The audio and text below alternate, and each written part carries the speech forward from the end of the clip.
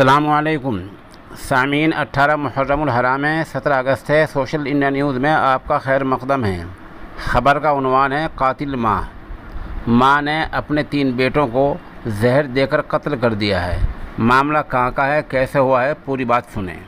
मामला गाज़ीपुर इलाके का है, जहाँ दिल दहलाने वाला वाक़या हुआ है कि सुनीता देवी नामी खातून ने अपने 11 साला बेटे हिमांशु, 8 साला पीयूष और दियांशु, ये बेटी है 7 साला, इन तीनों बेटों को चाय में जहर देकर मार दिया है। ख़बरों में बताया गया है कि सुनीता देवी के घर से ये कहीं रिश्तेदारी में आई हुई थी। उसके शोहर और देवर का कोई मैसेज आ गया, जिससे वो नाराज़ हो गई, खफा हो गई। बता जा रहे घर में झगड़ा चल रहा था। उसी झगड़े के और तनाज़े के चलते सुनीता ने इन 3 बच्चों को, जिनका नाम मैंने आपको बताया, 11 साल, 8 साल, 7 साल को, इनको जहर दे दिया। हालत बिगड़ी तो इन बच्चों को अस्पताल ले जाया गया, जहां तीनों की मौत हो गई है।